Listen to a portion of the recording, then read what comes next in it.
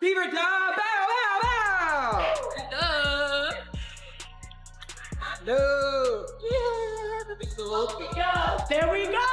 There we go! We crushed them in fast break points 17-8. Right, we crushed them in second chance points 20-11. Okay, all of those things, y'all. The Seattle Storm made one fatal mistake, thinking the Indiana Fever would forget. After nearly a full year of waiting, the Fever finally got their shot at revenge, and what unfolded on June 24, 2025, was nothing short of poetic justice. The same franchise that watched its star get blindsided last season turned the tables with a performance that stunned the league. Caitlin Clark, the face of the WNBA, had her worst night of the year, but it didn't matter. Aaliyah Boston, Lexie Hull, and Kelsey Mitchell stepped in and unleashed a historic storm of their own. This wasn't just a win. This was payback, perfectly executed. Like, subscribe, and comment. I've got the fever if this team has earned respect after everything they've endured. Because what happened in Seattle wasn't just basketball, it was a statement. And the story behind it runs deeper than anyone expected. After the last two games against the Valkyrie, after the last game against the Las Vegas Aces, a question many of us had was, who's going to step up on this Indiana Fever team when Caitlin Clark doesn't have it, when the shot's not falling? If she's not able to carry this team, who's willing to step up and show up when it matters the most, when it's time to buckle down and get this team a victory? Folks, after the last two games, I just wanted a win tonight. August 18th, 2024, marked a turning point that no one in Indiana forgot. With the game winding down and the Fever dominating on Seattle's home floor, Skylar Diggins delivered a hit on Caitlin Clark that sent shockwaves across the sports world. As Clark tried to engage the crowd in the final minutes, Diggins casually walked by and made clear contact, shoulder to shoulder. What looked like a routine moment at first quickly escalated once fans saw the replay. Okay, by now I'm sure you've seen Skylar Diggins assault Caitlin Clark after Indiana blew out Seattle. Now, was that jail? No. Would it be a fight in the NBA? Yes. What I don't get is the Seattle coach here is the one complaining after the game, and Skylar, tears in her eyes, being like, how dare Caitlin embarrass me? How dare they beat us by 30? The incident spread like wildfire, with Dave Portnoy's post alone racking up over 250,000 views in just 20 minutes. Debate erupted online, but to most observers, this wasn't a misunderstanding. It was targeted. Hey, ladies, grow up. They didn't take their starters out in time? What are you talking about? And here's what I love. You think Caitlin's going to back down because they're crying? Like, how can a rookie embarrass us? What do they keep beating us up like this? How is he so good? No, Caitlin doesn't back down at all. She's like, hey, zip it, Skylar. Shut up. Stop crying. She literally mouths, stop crying. I'm not sure if it's in this video. Seattle's head coach made things worse by publicly complaining about Clark's late-game energy, while Diggins, visibly emotional post-game, portrayed herself as the victim. Meanwhile, Clark stayed composed, but the fire lit that night didn't fade. It burned through the entire offseason, deep into the next year. That hit wasn't just contact, it was a challenge. And the Fever didn't forget. The Fever didn't respond in interviews. They didn't call for suspensions. They didn't seek apologies. What they did was wait. For 10 months, the frustration brewed quietly, never forgotten, never forgiven. June 24th, 2025 wasn't just circled on the calendar, it was seared into memory. After suffering back-to-back losses to the Las Vegas Aces and the Golden State Valkyries on a brutal West Coast stretch, Indiana walked into Seattle with two things: exhaustion and purpose. This wasn't about stats or standings anymore, it was personal. This league doesn't know what to do with Caitlin Clark. They don't know what to do with the Indiana Fever. It's not just her, Aaliyah Boston, Mitchell, Hull. This team is coming together, and Caitlin Clark is loving it. She's laughing at you, Skylar. Imagine that you bump her, and then you have the audacity to complain about them?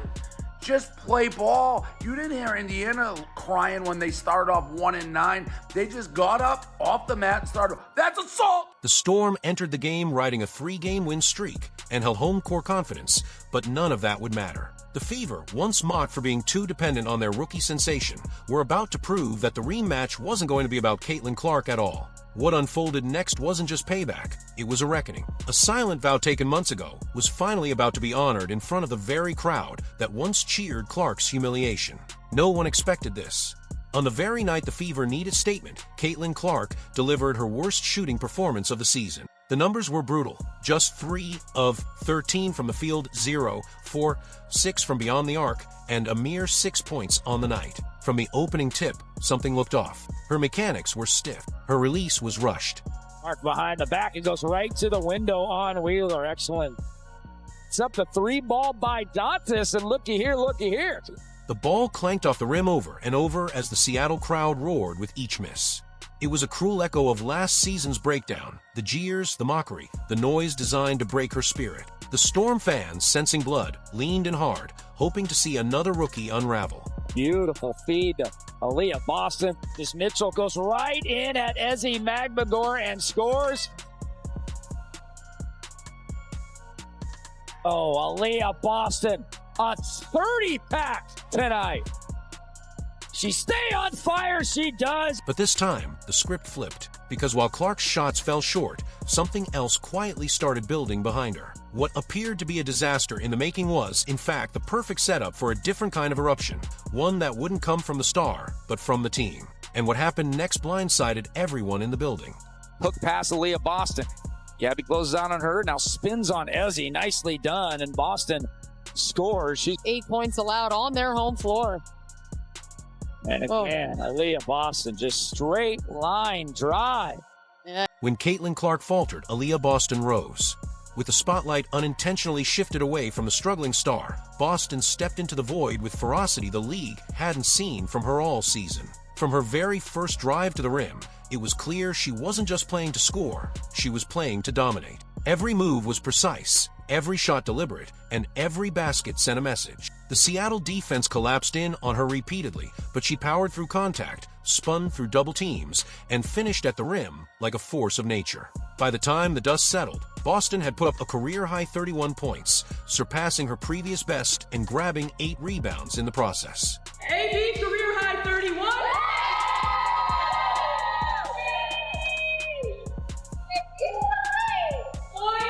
Composure, finishing around the rim, and your 800th career rebound. There's Boston with it. She'll lay it up and in. And Mitchell will try her hand again and just to get down. Boston going right to the rim and scores. She wasn't just efficient, she was unrelenting. This was no longer the team that needed Clark to do everything. With Boston leading the charge, the Fever began to look like something far more dangerous, a team with multiple killers ready to take over. And the next one was already crashing the boards. Lexie Hull didn't come into the game as a headline maker. She left as one of the heroes of the night. While the Storm focused their defense on Clark and scrambled to contain Boston, Hull went to work in the shadows, grinding, crashing, and outworking everyone in sight. Offense, not a lot of weak side help after she went behind the back. Biggest lead of the game for Indiana. They can add to it here on the turnover. Wheeler the only one back. 3-on-1, and Lexie Hull lays it up and in. Coming around is Mitchell. She was public enemy number 1 on the outside for Indiana in the first.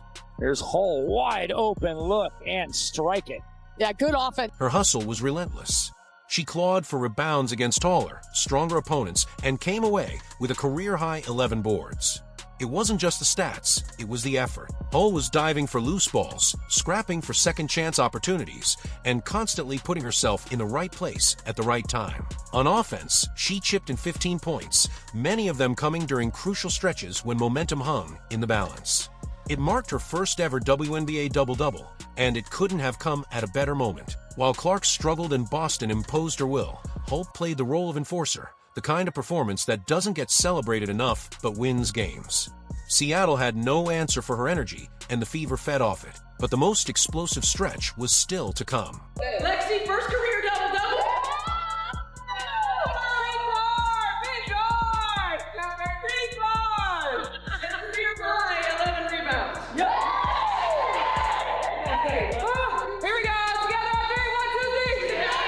Haven't done that consistently. Seattle has.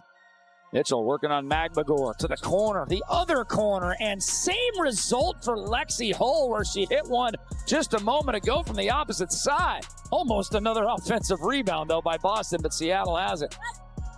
Ooh, there's a wolf right there and it's stolen away. Clark up top. Lexie Hull pump fakes Cook and scores. When the fourth quarter arrived and the game hung in the balance, Kelsey Mitchell stepped into the moment like she had done it 100 times before. While Clark sat on her season-low scoring total and Boston drew double teams, Mitchell found herself with one job: finish the Storm. And she did exactly that. Indiana trying to end this road trip on a victory and get to 500 on the season. Seattle trying to win game number 7 out of 8. Oh, beautiful feed by Donta, sealing it off for Cunningham on the push. Here's Mitchell, hit one from this exact spot and hits another one. Kelsey Mitchell. The next ones from mid-range are going down. She is shooting 55% from the field. Oh my. Mitchell dropped 26 points, including 5 dagger three-pointers that silenced the crowd and broke Seattle's defensive scheme. But what stood out even more was the historical weight of her performance. This marked the 14th time in her WNBA career she posted 25-plus points with 5 or more threes, putting her 5th all-time in league history in that category. It wasn't just a hot hand, it was legacy building. Every shot she made was a gut punch to a Seattle team that had already started unraveling. Kels, man.